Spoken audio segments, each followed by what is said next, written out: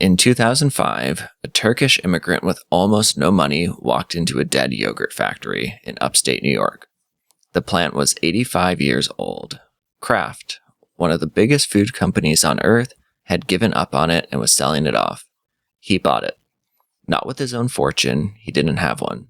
He bought it with an $800,000 government-backed loan and about 10% down. 5 years later, that abandoned factory was doing over $1 billion a year. And here's the part nobody tells you. The interesting number isn't the billion, it's the 10% down. Because that part you could actually do. Here's exactly how he did it. Hamdi Ulukaya did not grow up dreaming of yogurt empires. He grew up on a dairy farm in eastern Turkey, in a Kurdish family that made cheese and yogurt the old way. Thick, strained, and the kind you could stand to spoon in. He came to America in the mid-1990s to learn English. A farm kid with a few $1,000s, no business degree, and an accent that made ordering coffee an adventure. Nothing about him said future billionaire. And here's the first move almost everyone skips when they tell this story. Before there was yogurt, there was cheese. In 2002, Hamdi's father came to visit, tasted the local American feta, and was unimpressed. "You can do better than this," he told his son. So Hamdi tried. He opened a tiny wholesale feta plant in Johnstown, New York. It was not a rocket ship. For 2 years, it barely broke even. But that little cheese company was the most important thing he ever built, because it was never really a cheese business. It was an education.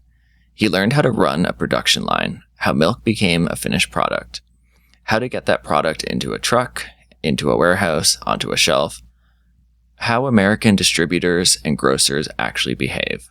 He spent 2 unglamorous years getting a PhD in the boring plumbing of the food industry. So when the real opportunity showed up, he wasn't a dreamer with an idea. He was an operator who already knew how the pipes connected. That opportunity arrived in the mail, literally, as junk mail. A flyer advertising a fire sale on that shuttered Kraft plant, fully equipped, that the company couldn't wait to get rid of. Most people throw the flyer away. Hamdi drove out to look. And here's where the math gets interesting, because this was the move you can copy. He didn't have the money to buy a factory. Almost no one does. So he used a tool the US government built for exactly this moment, a small business administration loan. The structure went roughly like this. He put up about 10% himself, a bank put up 40%, and the SBA guaranteed the other 50%, which is what made the bank willing to lend to a guy with a struggling cheese company and a thick accent. Added up.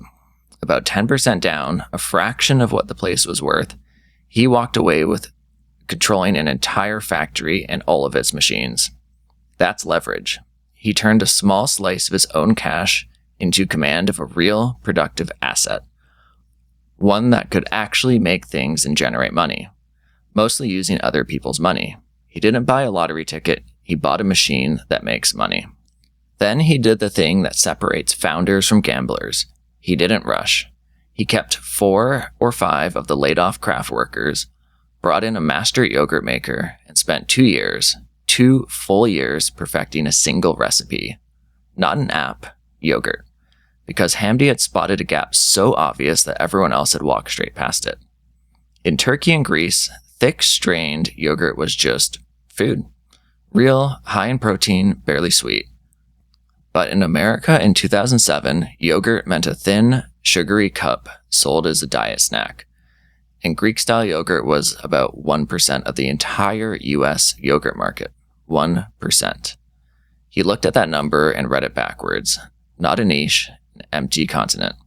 Americans already ate far less yogurt than Europeans, and the good stuff barely existed here. So the bet was never, can I sell yogurt? It was, what happens if I hand 300 million people the normal yogurt the rest of the world already eats? But the insight that actually made him rich wasn't the recipe, it was where he put it.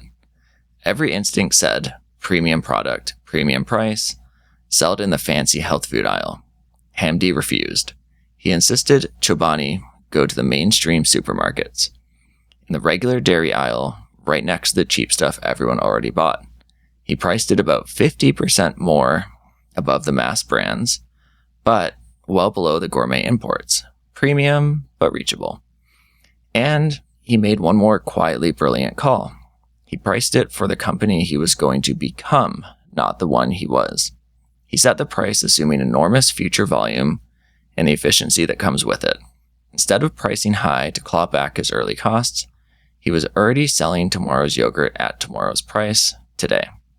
Oh, and because he was nearly broke, he talked his way onto shelves without paying the big upfront slotting fees that grocers usually demand. A penniless founder refusing to pay to play and winning anyway. In 2007, the first cups hit a small Long Island grocery and sold out. He got into ShopRite, and within weeks they ordered 5,000 cases. Overnight his problem flipped. It was no longer, can I sell this? It was, how on earth do I make enough? Then, in 2009, Costco and BJ's said yes, and things detonated. From that point, Chobani roughly doubled its sales every single year until 2013. Now, let's be honest about the economics, because this is where most people would have drowned. Greek yogurt is brutal to produce. Straining it takes about 3 times the milk of regular yogurt for every gallon. You throw 2/3 away as waste. The input cost is high, but Hamdi had 3 forces pushing together. A premium customer happy to pay for the protein and the taste, volume exploding faster than almost any food product in history, and the discipline to plow every dollar of profit straight back into more capacity, not into his own pockets. The cash from selling out today bought the new line that let him sell out even more tomorrow. Buy the machine, use its cash to buy bigger machines. Repeat. By 2012, he opened a plant in Twin Falls, Idaho, the largest yogurt factory on the planet. By 2013, Chobani was clearing over $1 billion a year. From a man repainting a dead factory to $1 billion in revenue in about 5 years. Greek yogurt went from that lonely 1% of the market to more than 1/3 of it, and Chobani led the charge. Today, depending on how you value a private company, Hamdi Ulukaya is worth somewhere between a couple $2 billion and well over 10. A 2005 funding round reportedly valued Chobani close to $20 billion. Now, let's be honest about what we're looking at. Timing helped. He caught the protein and wellness wave at exactly the right moment. The SBA-loan program existed and was willing to back him. And he took a real knuckle-whitening risk, deep in debt, betting a borrowed factory on a recipe for years with no guarantee. Plenty of people do all that and fail. But strip away any luck, and what's left is a method you can actually study. He didn't start with money. He started by learning a boring trade until he understood it cold. He didn't wait for capital. He used cheap, government-backed leverage to buy a productive asset nobody else wanted. He didn't chase a fad. He noticed an ordinary thing that was somehow missing from an entire country.